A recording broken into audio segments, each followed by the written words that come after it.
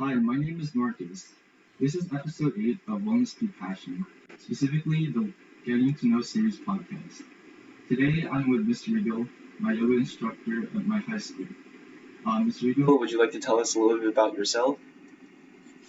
Sure.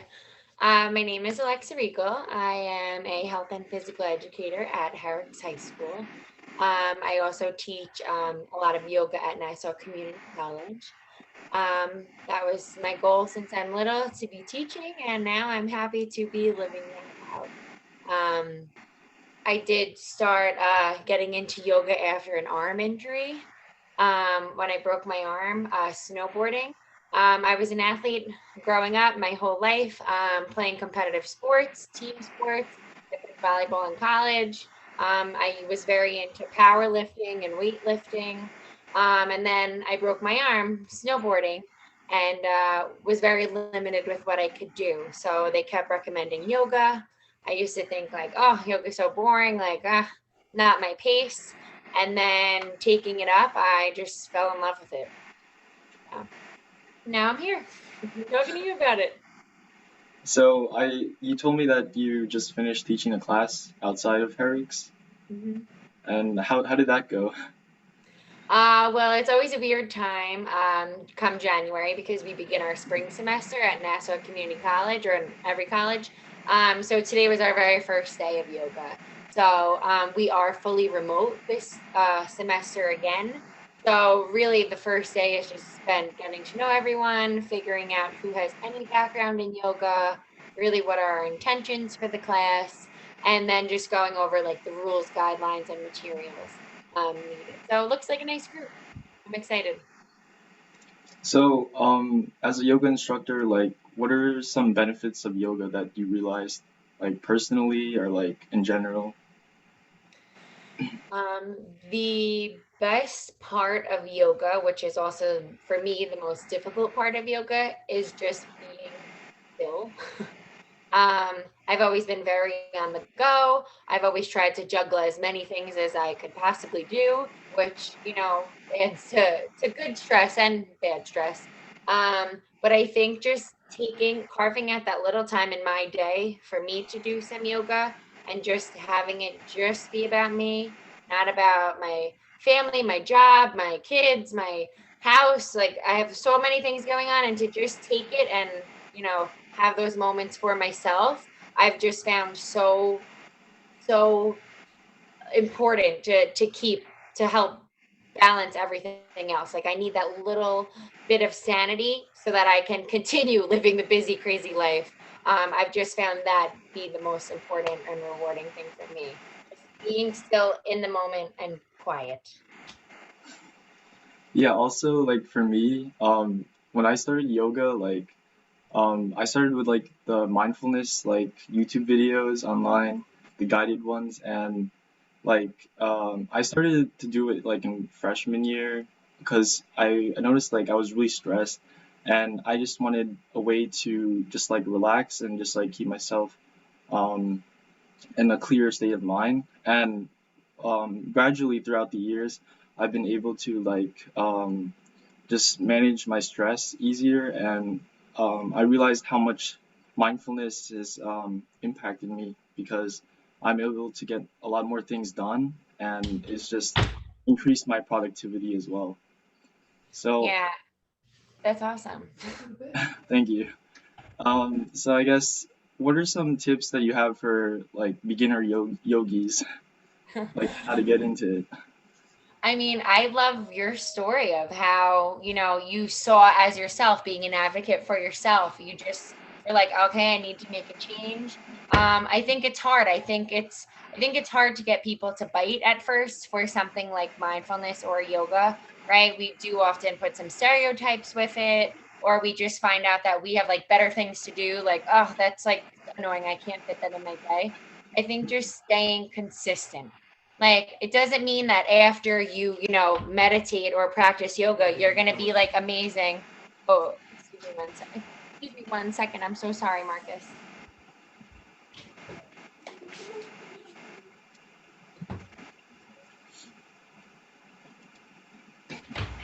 Oh, sorry about that. We have crazy two babies going down for a nap right now, and it's a little intense over here.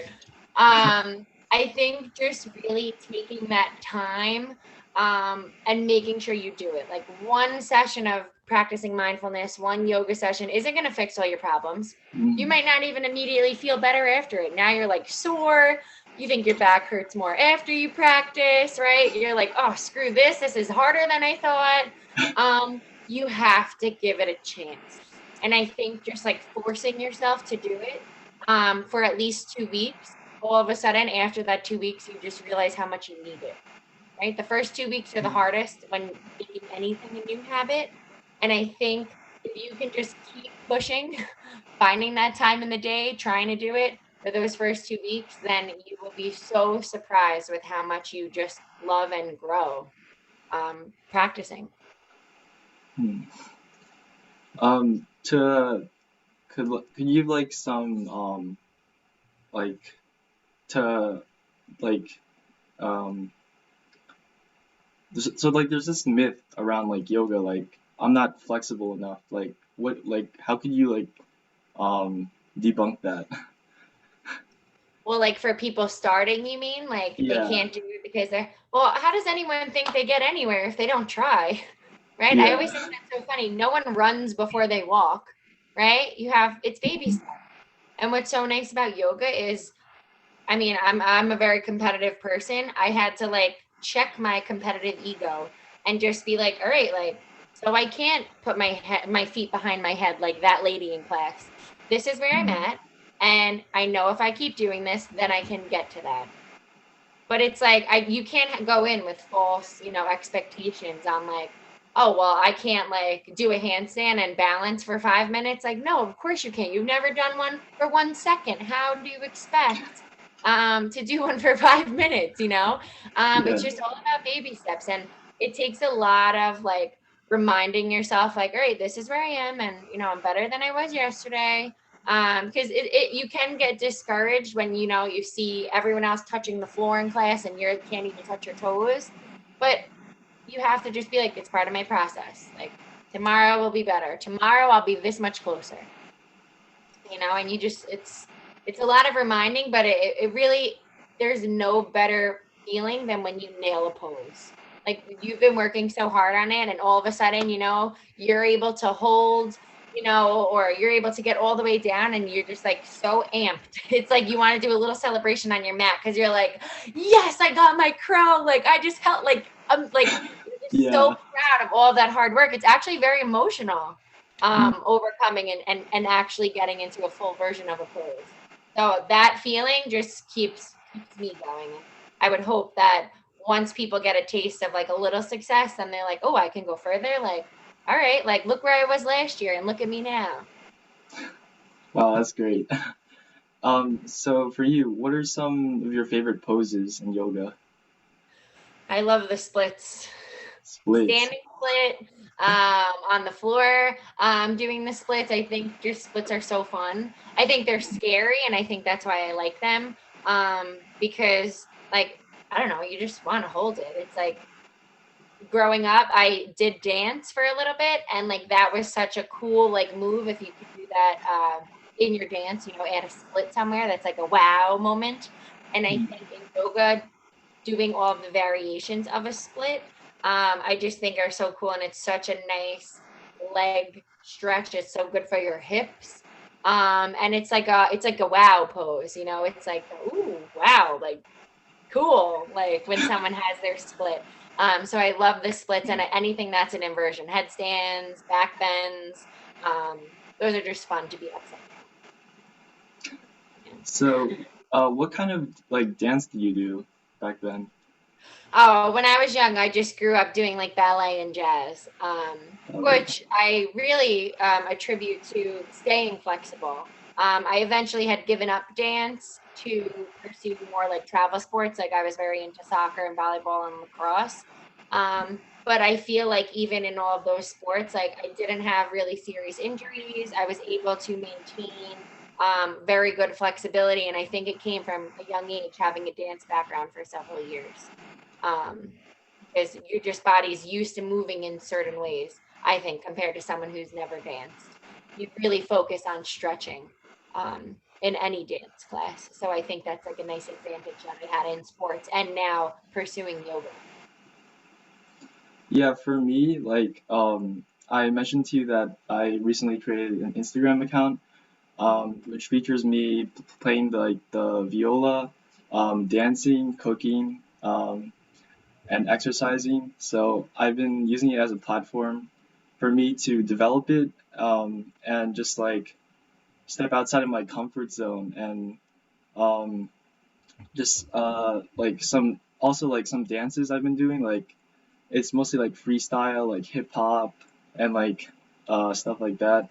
As That's my Instagram is Marcus_arts, and it's been like a really big journey because I started in back in March when the pandemic hit and we had to stay home, and just like throughout the months, like I've been able to really just like analyze myself and say like how can I improve myself, how can I stay calm during these times, and like how can I maximize my productivity while developing my passions.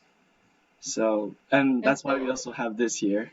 So our so great. podcast. And that, Yeah. especially in this time, for you to be able to find such a positive way to spend a lot of the time that we are having, like stuck at home and, not living our normal crazy lives. And to have the ability at such a young age to kind of like step outside your body and analyze, what can I do better here?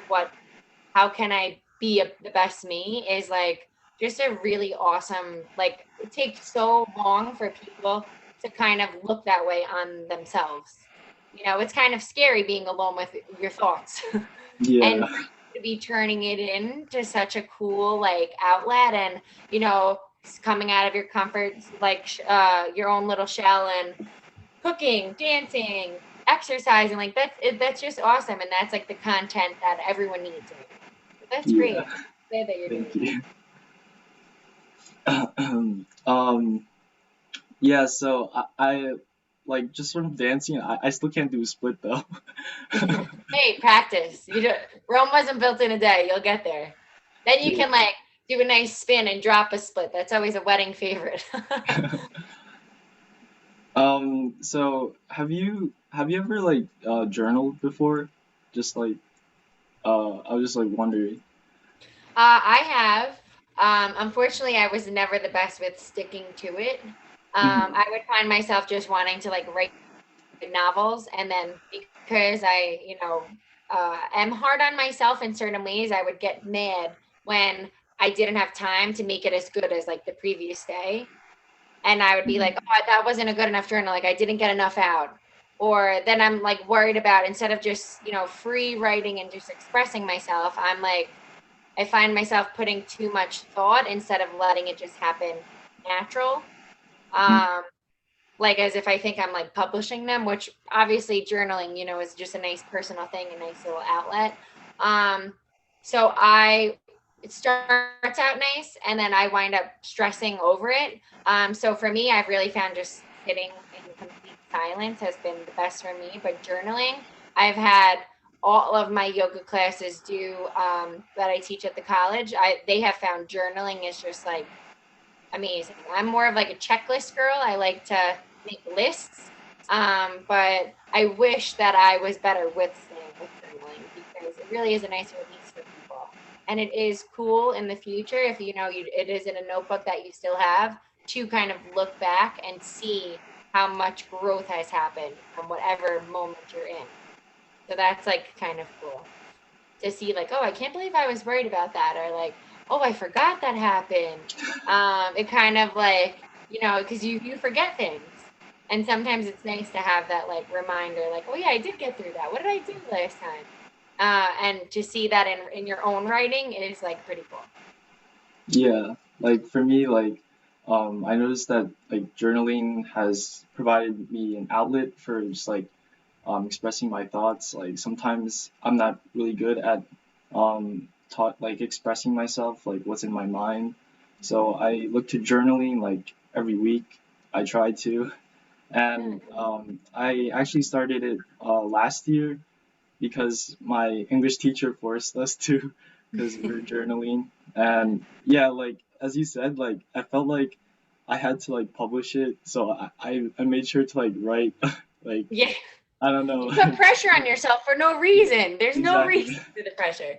Yeah, so I've been just like recently just writing like things I want to do, get done, things that could have went better or stuff like that, and just like how I'm doing each day. So it's a lot more relaxed now. That's great. Yeah. Hey, everyone has their own little thing that you find. Coloring too. I know in the beginning of the year we colored the mandalas, but like Yeah. those adult coloring books, like people love them. I feel like it's the same thing. It's like a love or hate thing. It's so nice to just not have to think about anything, maybe listen to some music, color. But then you have some people that are like perfectionists and are like, oh, I picked the wrong color. Like this is shot. I need a new picture. Like, uh, everyone has their own like very based on their personality. But if coloring works, if journaling works, if meditating works, I mean those are all like as long as you have something that you can go back on to try and keep your mind right. Because especially now, it's very easy to get lost. Um, and kind of dig ourselves into a hole, and to have kind of a nice outlet to like help keep us up or give us that nice calm time is just so important. I wish more people took advantage of like practicing those skills, because it really just makes you handle anything life throws at you.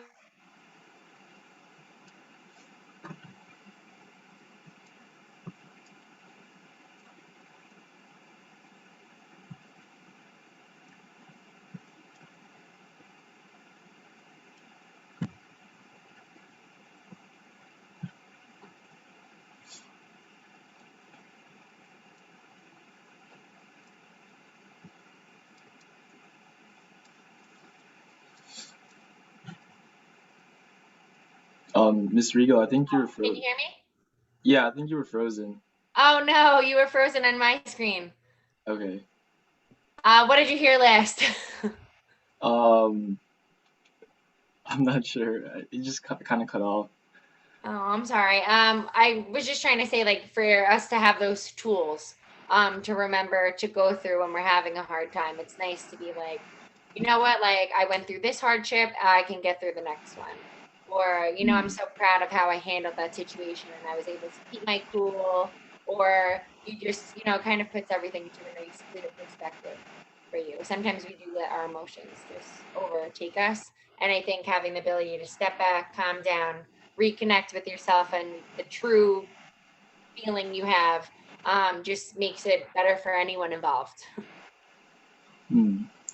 So, at I know that at our school, like we have our sports, and I know that they got pushed back. So, I heard that you're the soccer coach of Hmm. girls I the do girls have the team. girls varsity soccer, and we're Oh, hoping for our season in March.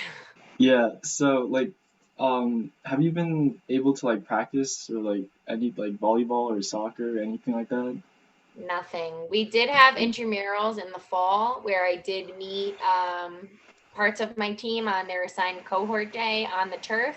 A lot was just very conditioning based and skill based, because there couldn't be a lot of contact. Obviously, everyone had to wear masks, maintain their distance, and we had to properly sterilize equipment, which makes it hard when you're playing soccer, which is a contact sport. Um, but we're looking forward to hopefully playing. Uh, as of yesterday, they did give the high risk sports the okay to play too coming up, which would be like our volleyballs, football. I mean, I'm sure everyone, but I'm really just hoping that it happens because I mean, I loved what sports did for me as a person, and I don't want kids to miss out on this opportunity. Most people do not play a sport in college, so it's like high school is their last time they get to be part of a team like this. And just all of the skills you learn to be on a team take you so far in life. It really teaches you so many lessons. So I'm really hoping that we can all get together and I can have a great experience with the girls back on the field. So I also actually play volleyball. Um, Nice. yeah, That's my I sport play. too. Oh, sorry, what? That's my sport too. That's what I played in college. I love Yeah. volleyball. Wait, what position did you play? Oh, let's see. I was a middle in at Nassau where I started, and then I was like a right side in DS when I transferred to Hofstra. So you were pretty tall on your team then, right? Tall for Nassau, short for Hofstra. I had Oh, teammates that were like 6'4". I wow. only stand at 5'9". So I was on the taller side when I was playing at Nassau and when I was in high school. And then, nope, got pushed right back to the back row. Yeah, but I, awesome. All the volleyball is just such a great sport. I'm really happy that they were giving the okay for that because you guys need to get back yeah. on it. It's so fun. Yeah, I played outside and right side. nice. So like hitting is always like my favorite. Oh, even just warming up with some hitting lines and like a good song on, and you're just cranking balls. It's like the Yeah. best. Yeah, Wait, can you do the jump serve? hmm The jump? Wow. yeah, top spin and float. Wow. How do you Yeah, like how do you like practice for it? for the serve, Yeah, everything's timing. You timing. need your clean footwork for like a regular top spin serve. It's the same footwork as your approach. Okay, so if you're a righty, left, right. Hmm. But it's all about the toss and how high Yeah. you toss it and the time that you take off makes or breaks the serves. If you're late, the ball's you're hitting it too high. If you're early, it's just gonna kind of look embarrassing if you tripping over your feet and like landing before you even hit the ball. Um, it's just constant reps of tosses, which is annoying to practice. But like the most important thing and just self tossing nice and high, underhand, figuring out are you a one-hand tosser, a two-handed tosser, and then just finding that perfect height and finding the exact time to lead. That's just like timing, serving and hitting. I actually tried like working on my jump serve and then I just got so frustrated because I just kept like tossing it and then I'm just like so tired at the end. So then I just like Yeah. stop. But On a jump serve, especially since you're moving forward as you go to hit the ball, your toss not only has to be high enough to time it correctly, it has to be out in front enough. You should mm, almost feel like you're late when you're getting ready to do a jump serve because it's like you're kind of chasing that ball so that you hit it at the right like contact point. It's annoying to practice. It is frustrating yeah. and watching that ball like get hit into the net or you're like blasting it out of bounds or it's frustrating, but it's like so worth it when you nail that serve. And it's like very intimidating a jump serve. So people are usually like, oh, like we got a jumper, like, oh, like, and it's Yeah. intense. So it's just like fun. It's also like, little tactics, shake up the other team. Yeah. Yeah. I'm always like admiring like the in the Olympics like it's like crazy like how It looks so fast. effortless, doesn't it? Yeah, it's like crazy. Yeah, it's so cool. Have you played club volleyball in high school? I played club volleyball and then I coached for like 8 years of club volleyball. Um, so it was so fun. Those are some of the best times of my life so far. Going to all the Mm, tournaments. My some of my teammates I'm still friends with to this day. We've been friends since we're like 15, meeting at club volleyball. So highly recommend it if people are able to do it. They have a lot more programs now too. I know Sport Time, LIVBC. I don't think B&B and Performance have boys yet, but a lot are making it, girl or boy, you can play since volleyball is not the hugest, the biggest sport on the East Coast. In the Midwest and West Coast, it's like everyone plays soccer here. But really, it's becoming a long way, even through my just small like career span of playing. It's really become more and more popular, and there's a lot more youth programs for it. is the club volleyball like located in Long Island or like Queens or like They have teams everywhere. Sport every, Time Volleyball is located right in Bethpage. They have a boys team. LIVBC, I think, is out in Smithtown. That's like Suffolk County. They're somewhere over there, somewhere in Suffolk. I think NYC Juniors, they have a couple different locations. They're based out of the city and like the boroughs for travel volleyball. If you just type online, you can find plenty of just club volleyball and see their leagues. Usually tryouts are in like October, November, and then you play all the way through like May, depending on if you qualify for like Junior Olympics and stuff. It's cool. Hmm. So, also like, I also heard about like clinics. Like, is that like a one-time thing?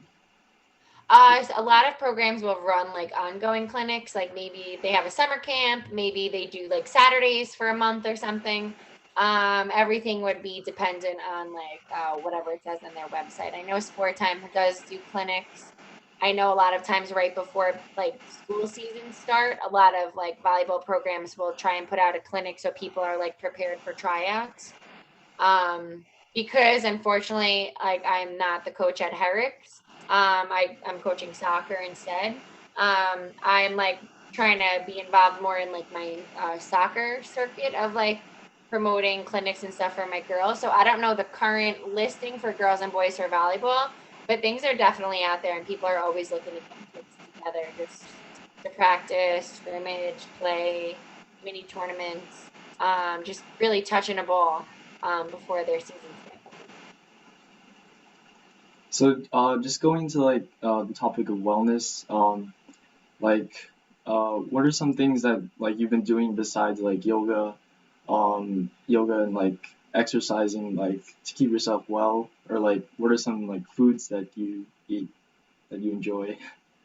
Well, I think just getting outside is really important. Um, I know like I hate when it gets dark out so early. So I just try and take advantage of any of the nice weather that I can. Even like a day like today that's freezing, the sun is still out. At some point, it's nice to just, I don't know, get outside and throw a bowl with my dog. Even if it's just for a little, just to have some fresh air and sunshine. I think that's really important for people. I definitely love when it's light out longer and you can be outside in the warm weather. But I think just, going outside, getting fresh air. I like starting the morning with some nice lemon water.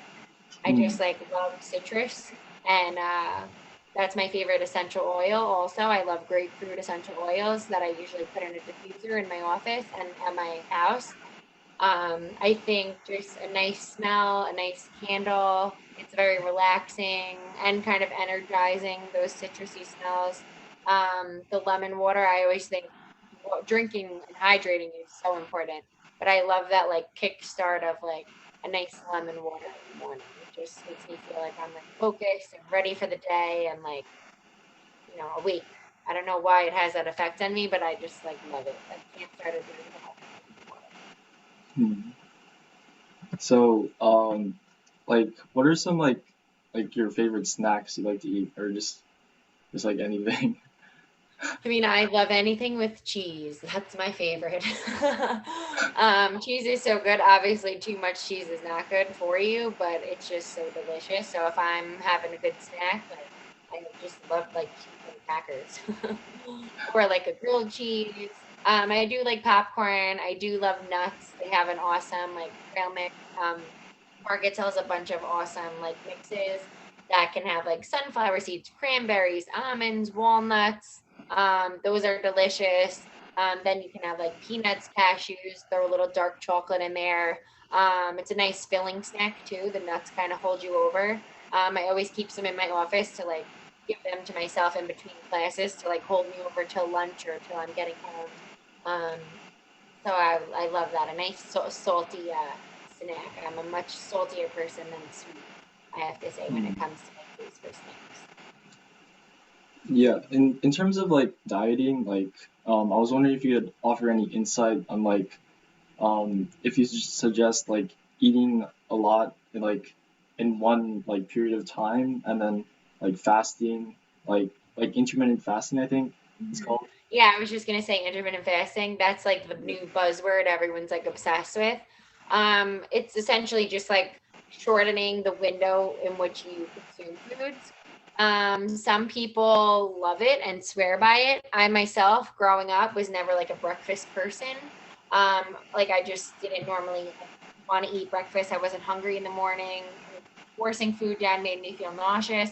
So I feel like pretty much my whole life has been like intermittent fasting, because I'm probably not eating till around 10. And then I usually, you're done eating by like 7 o'clock, with everything. So if that works for you and people are really set on time schedules, I think that's great. But I think the key to whatever diet you're having, is to just have a little of everything, eat as colorful as possible, right? Get all your different colored vegetables in, make sure you're eating meats. I love also just remembering colorful because it's like a pretty plate, right? All of these different colored foods. And I think, like, don't hold yourself back, like, oh, I'm never having chips again, or I'm never having cake again. Like, if you want to have a piece of cake, have a piece of cake. Mm. You can't like set such restrictions on yourself. That's not how I like to live. I think it's about balance, but I always make sure that I'm physically active every single day. So I never feel like, why can't I have this? Like, I work so hard, I practice so well. Like, if I would like to have some cheese and crackers, and I'm having the cheese and crackers. Mm. I wouldn't get too hell bent, especially at this age, if you seem to, be in good health, things are going well, to like focus so much on like limiting yourself, but making sure you're opening up yourself to trying new things. Like, there's so many vegetables and fruits that kids don't even know about, because let's face it, when you're a kid, you're not the one doing the food shopping, your parents are. So if your parents are kind of picky eaters, or they've really never gone outside the box, you have the same kind of dinners or whatever every night. It's just important that you just try new foods, because you could love something. Like I never really had Brussels sprouts growing up, and then as I've gotten older, I had Brussels sprouts and I loved them. And I asked my parents, like, what the heck? We've been hiding Brussels sprouts, like, not a new vegetable. They're like, well, we just didn't really like it, so we didn't make it. And I think just like, trying new things, switching things up, drinking a lot of water, and just staying active. And then you don't have to, be obsessed with like counting calories and macros. And unless you have some kind of more intense fitness goal that you're looking for, I think like food should be something happy and fun, and not something to stress over. You just have to make it a nice balanced piece of your life pizza pie. Yeah. For me, like I mentioned that I'm cooking, so like I've been like researching a lot of different cuisines from Chinese, Japanese, Korean to like Indian, American, and Mexican. So Okay. yeah, I've been making some dishes uh, like chicken taco, just like these Korean dishes like the spicy seafood soup called jampong, Mm. um, stuff like that. And my family just like calls me like a health guru now because I'm always telling them like, oh, you shouldn't eat this because it has MSG. You shouldn't eat this because it has high fructose syrup. Because like I've been being a lot more aware of what I eat, and I just wanna like let my family know as well. Like this is what you're putting in your body. Like maybe you should Yeah. reconsider eating this. So, but Yeah. I don't wanna like sometimes like get them too stressed out like oh I shouldn't eat this because he said so. But yeah, it's Well, okay. it's hard because a lot of people, you just realize everyone has a different relationship with food. And I think when I say things like, eat colorful, you often like can think of like raw things, right? Like vegetables, things grown. And I think just another like thing to go by is you should be eating things that expire. Um, for example, like eggs eventually go bad. So eat them when they're good. Things that don't expire, for example, preservatives, things filled with salt, like kind of stay away from processed foods.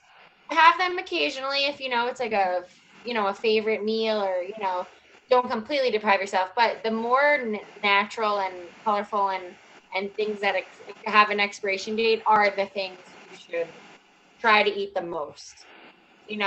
It's hard when you want to tell someone like they can't have, I don't know, anyone that's a fan of Spam.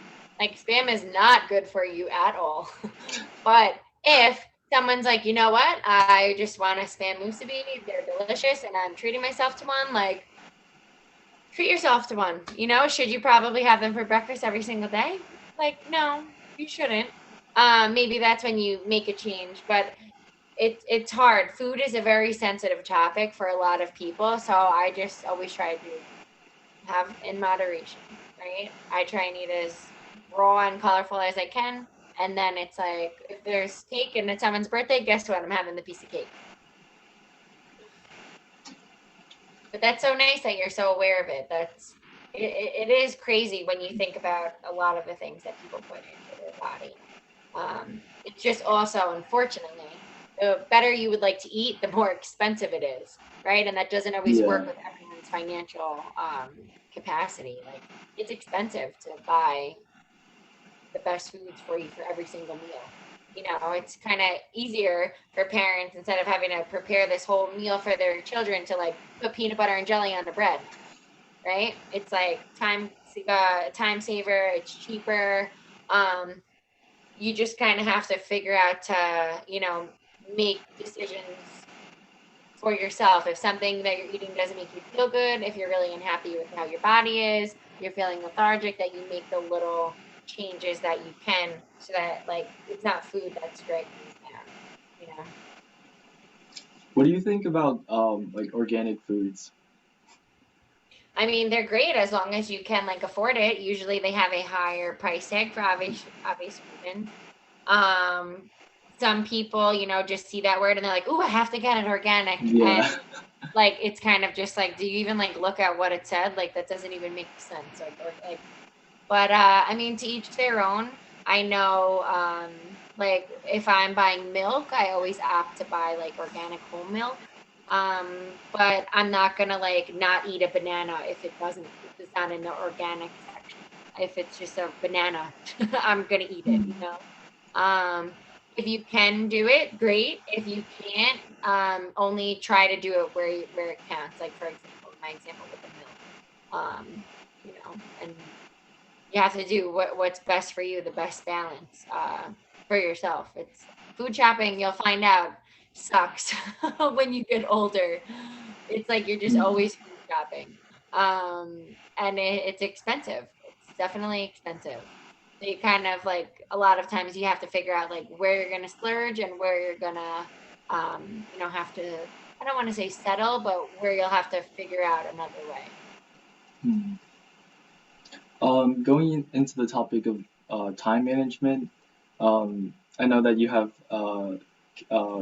kids and you also work as an yoga instructor both in and outside of school. So, like, how is it for you managing all your time and like dealing with everything at home as well? Oh, it goes day by day. It's a little crazy sometimes. I do obviously teach at Herrick's.